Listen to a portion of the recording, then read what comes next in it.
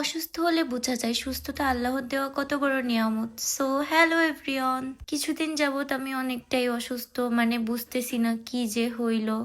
আমার মনে হচ্ছে যে উল্টাপাল্টা ডায়েট করার কারণে হয়তো বা এমন হতে পারে। তো আমি 2-3 দিন ধরে চেষ্টা করতেছি ঠিক মতো খাওয়া দাওয়া করার, তারপরও মানে কেমন জানি দুর্বলতা ফিল হচ্ছে, অসুস্থ লাগতেছে। আই ডোন্ট নো কি হইল। ভাবছিলাম যে ঈদটা চলে যাওয়ার পরে একটু ডক্টর দেখাবো, কিন্তু ঈদের আগেই তো আমি অসুস্থ হয়ে যাচ্ছি। মানে একটা ফাংশন আসবে, তার আগে কিছু না কিছু হবেই। আর আজকে আমি সকালে উঠে আগে খাওয়া দাওয়া করে নিছিলাম, আমি রোজা নেই অসুস্থতার কারণে। সো তারপর হচ্ছে এই যে রেডি হয়ে গেছি, দেন হচ্ছে আমি টিউশনি করাইতে গেছিলাম। তারপর ওকে পড়ানো শেষ করে আমি বাজারে গিয়েছিলাম, একটা তরমুজ কিনলাম, যেহেতু শরীরটা ভালো নেই, এটা খেলে হয়তো একটু ভালো লাগবে।